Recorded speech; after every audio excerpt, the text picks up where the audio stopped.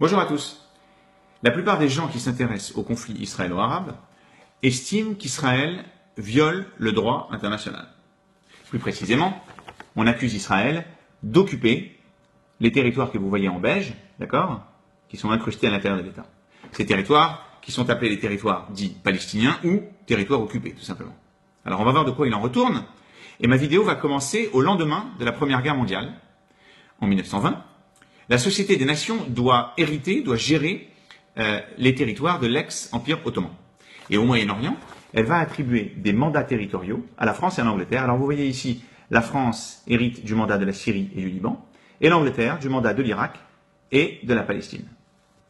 Palestine qui est le nom donné par l'Empire romain à ce territoire pour lui retirer tout caractère juif.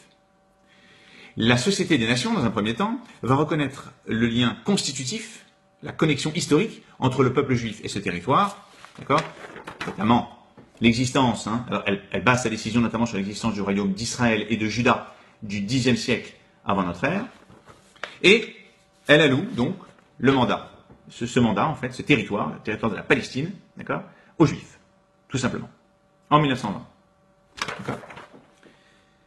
Après des siècles d'expulsion par les Babyloniens, les Assyriens, les chrétiens, les Arabes, etc., les Juifs ont donc le droit de revenir sur leur terre et d'y fonder leur foyer. Les Anglais, quelque temps après ce traité, vont utiliser une clause du traité, la perfide Albion, comme on l'appelle, pour retirer 77% du mandat et le donner à une tribu alliée politiquement, la tribu des Hachémites, qui y fondera la Palestine arabe. C'était le but, d'accord, appelé Transjordanie. Donc je vous remonte la carte, en fait. Le territoire restant étant donc alloué aux Juifs.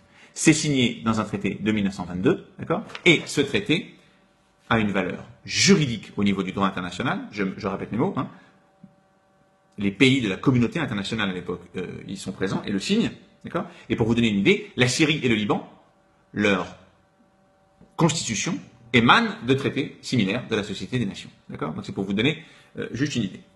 Donc juridiquement, on le voit, je le répète, les Juifs ont les clés, pour le dire autrement, les clés de ce territoire, d'accord, qui comprend peu ou prou l'État d'Israël actuel, les territoires qu'on appelle territoires occupés et Gaza, plus ou moins, d'accord. Disparition de la Société des Nations et création de l'ONU. Ça ne change rien juridiquement. L'article 80 de l'ONU stipule que tout ce qui a été créé avant l'ONU, tout ce qui a été signé avant, est toujours valable.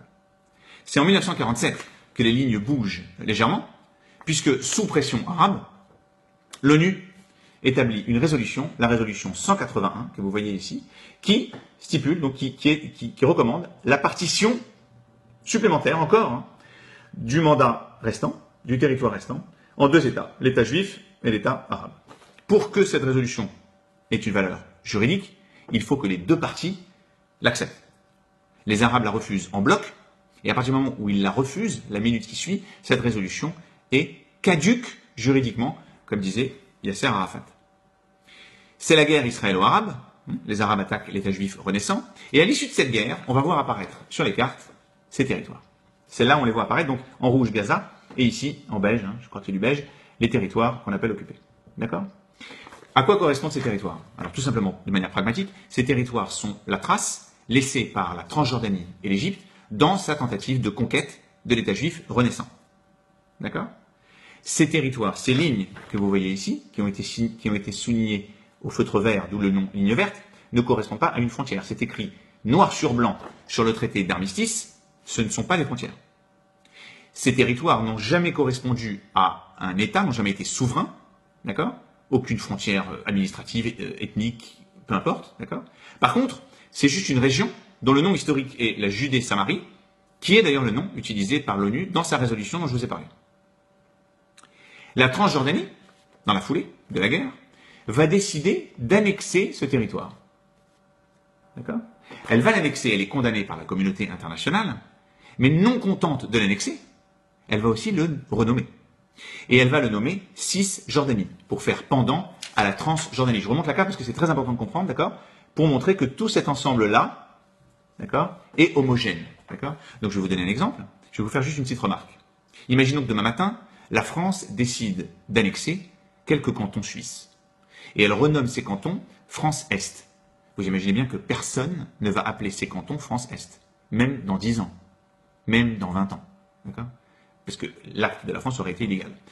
Et bien là, en fait, vous avez la majorité des diplomates, des journalistes, des hommes politiques, des institutions internationales qui appellent ce territoire Cisjordanie, qui est le nom donné par la Transjordanie qu'il a annexé illégalement.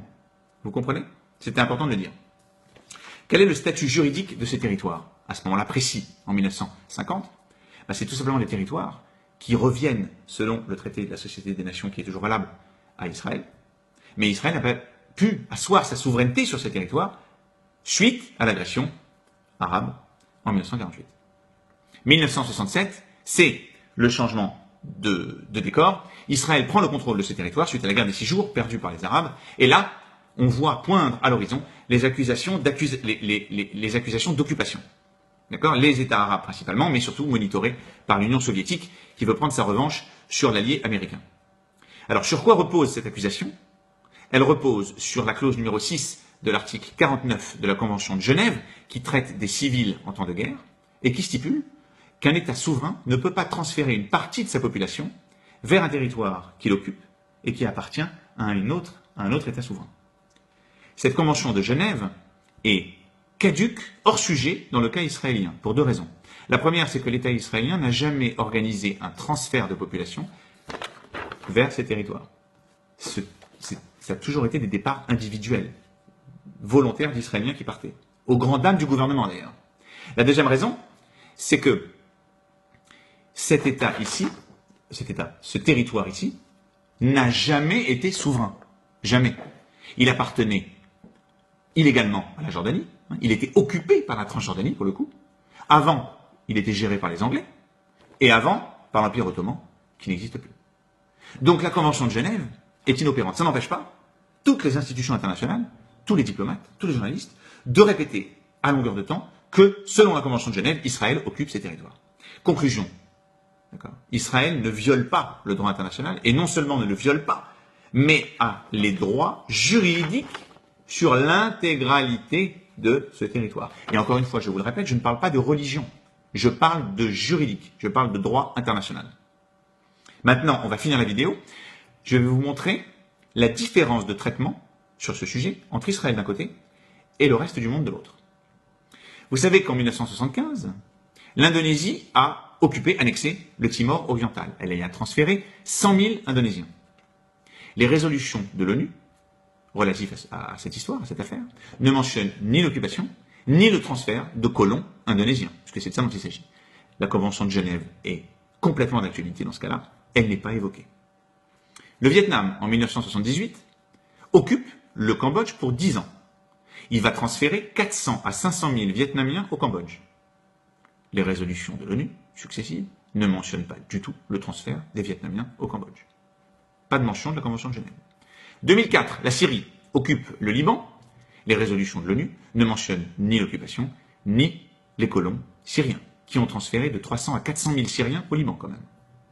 Russie, 2002, occupe l'Abkhazie et l'Ossétie du Sud. Elle y transférera des Russes, je crois, près de 4%, qui représenteront près de 4% de la population d'Abkhazie. 2014, la Russie et la Crimée, vous êtes au courant, la Russie annexe la Crimée, elle y transfère 100 000 Russes, pas mention d'occupation, pas de mention de transfert des Russes. D'accord ? Je finis avec les 2 exemples qui me tiennent à cœur. Le Maroc occupe le Sahara occidental depuis très longtemps. Il y a transféré au moins 100 000 Marocains au Sahara occidental. Quand Kofi Annan va visiter, à l'époque, il était secrétaire général de l'ONU, il va visiter un camp de réfugiés sahraouis en Algérie. Il mentionne l'occupation marocaine. Le Maroc expulse la mission de l'ONU et Kofi Annan fait rétropédalage immédiatement en disant qu'il s'est fait mal comprendre et qu'il ne s'agit pas d'occupation. Dernier exemple, en Europe, l'Europe qui est toujours la première à se scandaliser de l'occupation israélienne. En 1974, la Turquie envahit le nord de Chypre, annexe le nord de Chypre, transfère des Turcs dans le nord de Chypre, d'accord ? Rien du tout. Donc en fait, quand la Convention de Genève ne s'applique pas dans le cas israélien, on n'arrête pas de la réutiliser contre Israël. Quand la Convention de Genève s'applique complètement dans les cas que j'ai évoqués, on ne l'évoque pas. Et après, on dit que les Juifs sont parano. Non, que voulez-vous? Je pense que la conclusion finale, le problème de fond, c'est que la communauté internationale a un léger problème avec le concept d'État juif. À bientôt les amis.